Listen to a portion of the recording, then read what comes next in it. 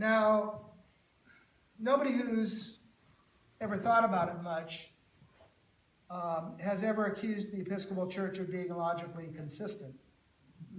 So, just because we enjoy waving our palms and singing all glory, laud, and honor,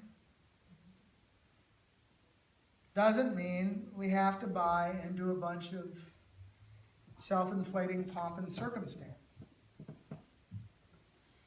We can buy into pomp and circumstance. It just can't be self-inflating. And just because we feel, if we're lucky,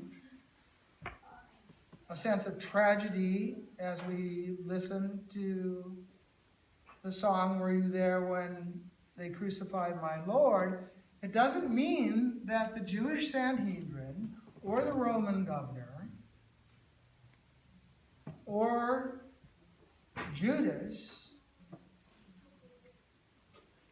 greedy or impatient or whatever was his motivation, had any power at all to disrupt the unfolding of God's creation and God's most loving and saving act in the death of Jesus on the cross. And we can't disrupt God's unfolding creation in our lives either, or in our deaths. We are in the world, but not of it. And we're certainly not in charge of it. We're not called to judge it.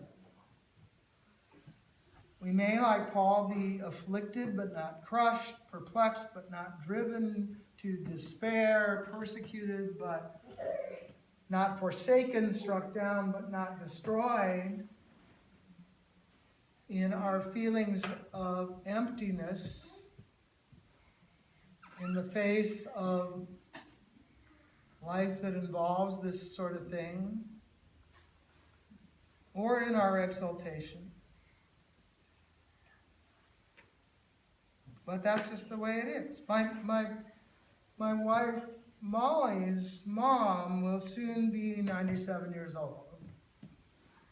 And she's in assisted living in Oakland and has declined pretty markedly over this last year. And she still has some good days, some humor and clarity. But when Molly visited her recently, as I may have related to some of you before, maybe it was even in a sermon, I don't remember, but she said, everything is falling apart.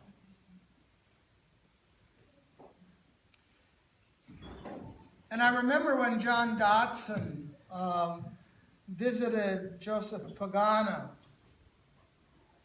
just before Joe's death at the age of 96 in one of the local nursing homes here. I'm pretty sure I've told some of you about this. And during their conversation, Joseph said, everything is coming together.